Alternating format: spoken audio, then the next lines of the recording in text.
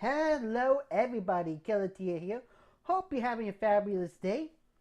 Today we are talking about the Sega CD, in particular the compact model, the Sega CDX. They have like the original Sega CD model, the Model 2, and a few third parties variation of the Sega CD, but I think this is a more interesting model here. But before we go take a deeper look into the system, let's talk about what the Sega CD was meant to do. Basically, it was going to add a brand new media format to CD-ROMs to make much bigger games. Like the original Sega Genesis cartridges were fine for its time, had about a max capacity of like maybe 4 megabytes of storage.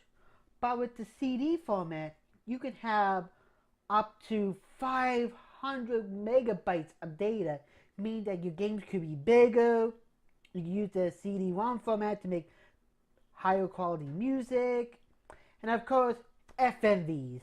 The Sega CD was definitely known for some of their FMV games, that's for sure.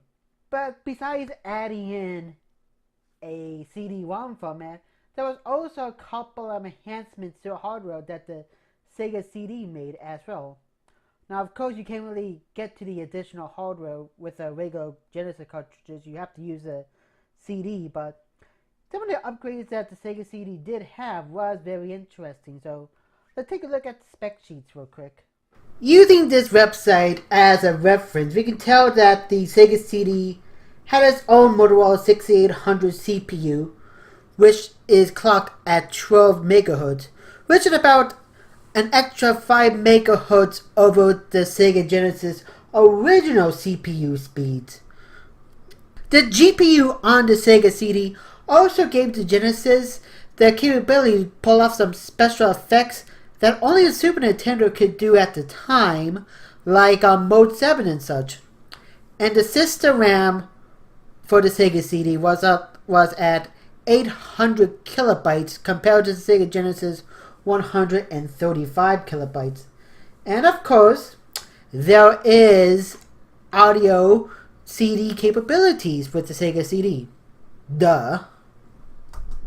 When you really think about it, this is a very unique and interesting system from Sega. You're basically squeezing a Sega Genesis and a Sega CD into one small compact system. And if you ask me, that is very impressive. There are a few issues with the CDX in particular, especially in comparison with the other Sega CD models here. For example, it is technically compatible with the 32X, but with the way they designed the 32X, it would be very difficult to actually open up the system tray, because the 32X will actually block the CD tray here. So if you want to open up the system, you got to take off the 32X and then you'll be able to open it up.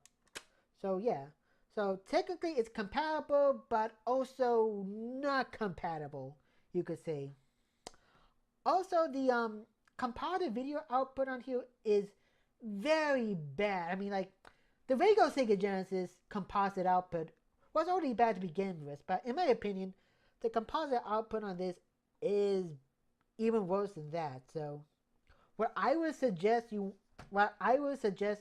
you want the best quality image from the CDX, let's grab a basic Genesis Skull cable, particularly the Model 2 style, and then grab yourself a cheapo Skull to HDMI converter here. Now, I know what many of you are going to say. It's not as good as, say, the frame writer or the open scanline converter, but it is significantly cheaper, and it will get the job done. And lastly, the price of this thing. A regular CD add-on for your Genesis will be about anywhere from 80 to 120. Some places will offer 150, but will include the original Sega Genesis as well. This can go at least $300, no problem. So if you do want to get your hands on a CDX, I can only honestly recommend it to only the most hardcore Sega Genesis fanboys here. So anyways, enough of me rambling. Let's go on ahead and check out some of the games on this system that I have. Let's start off with the Sega Classic Arcade Collection. There are Streets of Rage, Revenge of Shinobi, Columns, and Golden Axe. But for this, I mostly played Columns and Street of Rage. Now, another issue I should bring up is with the Sega CD's library itself. Now, I'm not saying that the library is bad or anything like that, but at the same time, a good chunk of it is really just a Sega Genesis game with really enhanced audio, and for many people, why would they want to spend like $100 or more on an add-on to play like an audio enhanced version of, say, Street of Rage when there's a perfectly good cartridge available for the Sega Genesis and you don't need to pay extra besides the price of the game?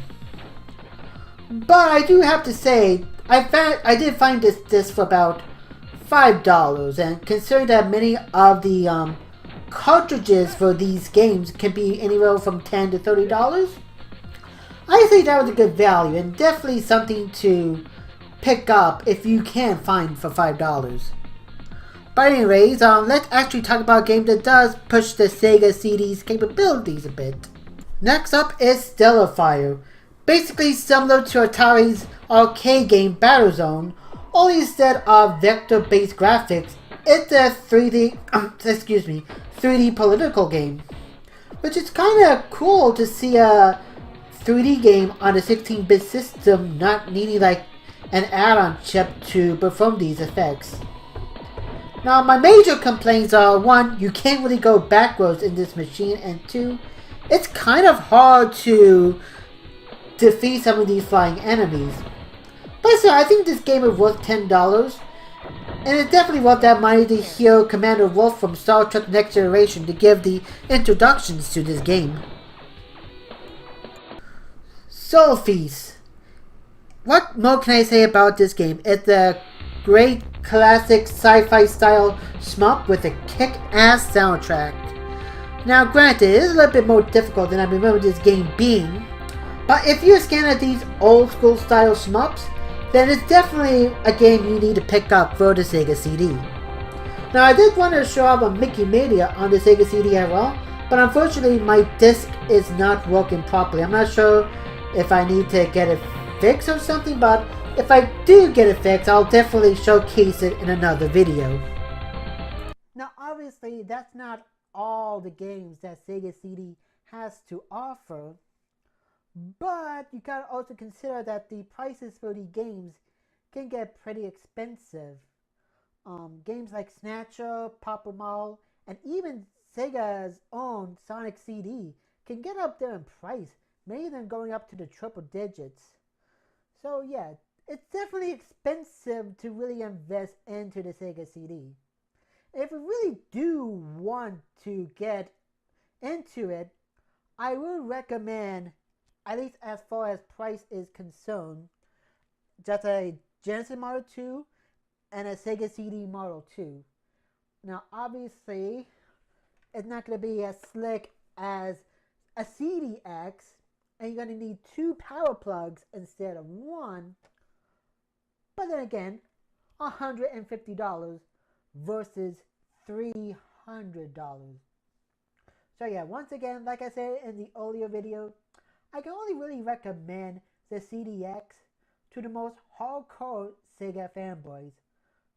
But at the same time, I don't regret, playing around with this, even owning it for as long as I did. And some of the games for the Sega CD was, pretty fun. So anyways, I hope you enjoyed this video. Thank you for watching. If you have any comments, please leave them below the video in the comment section. And catch you all next time on the next Gaming with Killatia. Have a good night now.